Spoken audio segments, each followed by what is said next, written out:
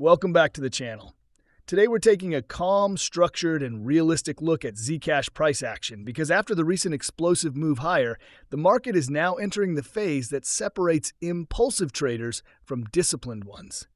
Big moves do not end cleanly, and they also don't reverse randomly, they transition. And right now, Zcash is in that transition zone where the next decision matters far more than the last move did.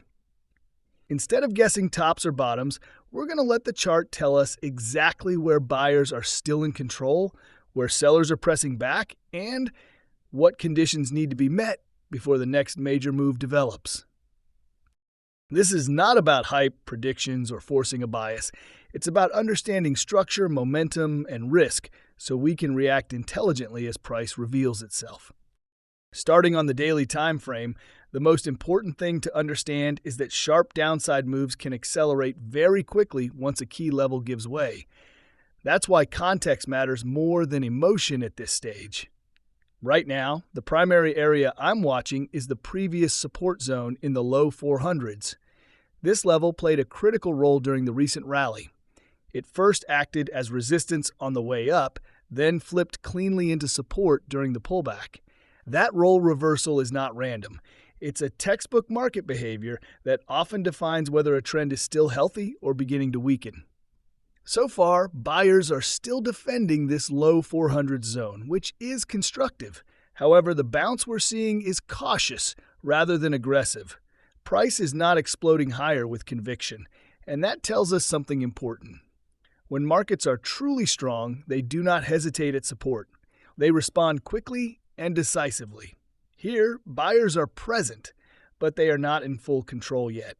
Above current price, the mid to high 400s remain a very clear resistance zone.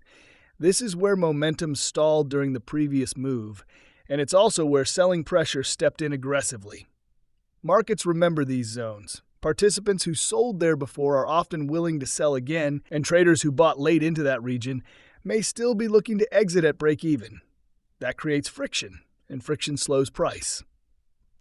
From an indicator perspective, daily trend tools are no longer in full expansion mode like they were during the impulse up. Momentum is cooling, not collapsing. This distinction is critical. Cooling momentum typically signals one of two things. Either the market is pausing to reset before continuation, or it is beginning the early stages of a deeper corrective phase. At this point, the chart has not confirmed which outcome will win. There is no strong downside acceleration yet, but there is also no continuation strength. That balance tells us patience is required. When momentum fades after a sharp rally, it doesn't automatically mean the trend is over. Strong trends breathe.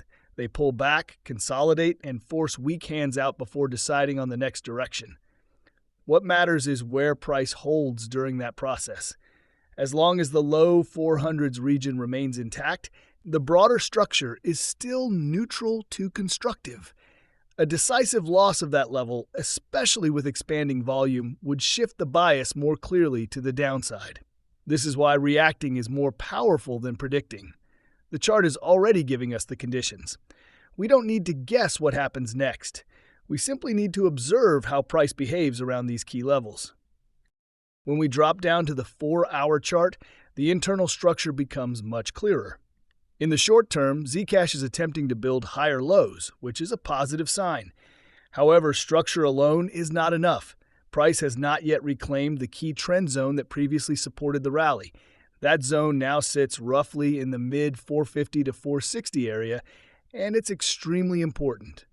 For bulls to truly regain control, price needs to push back above this zone and hold it with strength. One candle above resistance doesn't mean much. What matters is follow-through. Multiple 4-hour closes holding above that region, accompanied by improving momentum.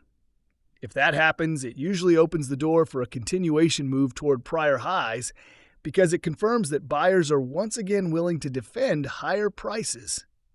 On the other hand, failure at this zone keeps price trapped in a range. And ranges are where traders get chopped up if they're impatient. If price continues to stall below the mid-450s, it increases the probability that the market will revisit support again to test buyer conviction. On the downside, the line in the sand remains the low 400 support. If that level fails decisively, especially on strong volume, the structure shifts bearish again. At that point, the market is no longer consolidating. It is transitioning into a deeper corrective phase.